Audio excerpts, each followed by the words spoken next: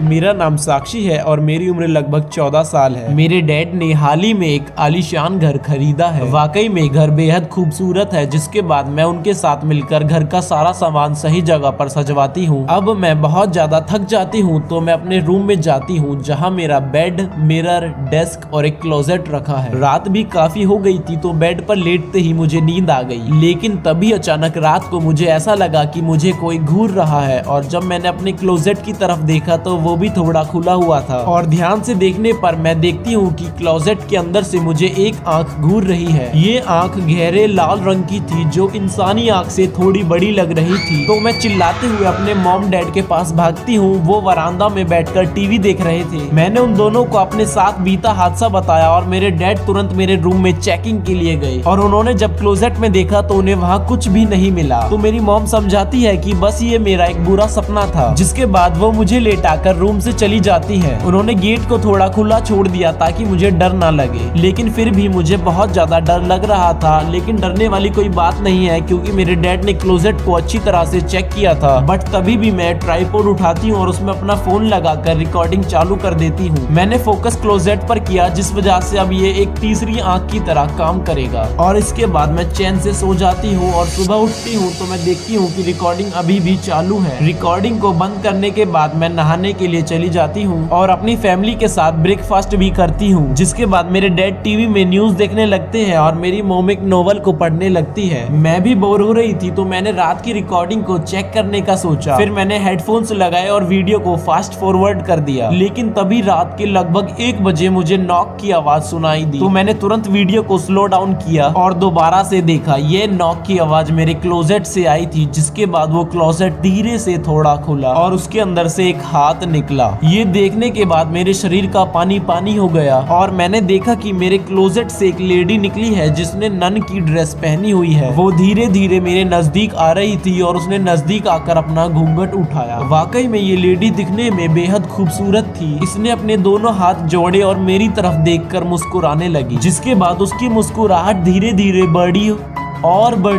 और बड़ी होने लगी। अब उसकी मुस्कुराहट एक डरावनी हंसी में बदल गई थी, जिसके बाद उसकी सुंदर आंखों ने भी एक विकराल रूप ले लिया था और उसकी सुंदर चमकीली चमड़ी भी रूखी और सफेद में बदल गई थी। लेकिन मैं तो अभी भी सही सलामत हूँ और मैं सुबह आराम से उठी थी, क्योंकि ऐसा इसलिए हुआ जब वो नन मेरे नजदीक आ गई थी तो तभी मेरे डैड भी मेरी चेकिंग के लिए आए थे, जिस वजह से वो डरावनी चुड़ैल वापस से क्लोजेट में घुस गई और मेरे डैड की वजह से मेरी जान बच गई। Thank you dad. ये रिकॉर्डिंग मैंने अपने मॉम डैड को दिखाई, जिसके बाद उन्होंने अपना सारा सामान पैक कर लिया और हमने वो घर उसी दिन खाली कर दिया। जाते समय हमने वो रिकॉर्डिंग मकान मालिक को दिखाई, लेकिन वो रिकॉर्डिंग को देखने के बाद हंसने लगा और कहने लगा कि ये कोई प्रैंक है, और मुझे तो ऐसा लग रहा था कि उसे ये सब पहले से ही पता था। अब जो भी हो, हमें क्या पता। मिलते हैं नेक्स्ट वीडियो में, तब तक के लिए tata bye bye. Guys, video को लाइक और चैनल को सब्सक्राइब याद से कर दो, क्योंकि कल मेरा बर्थडे है।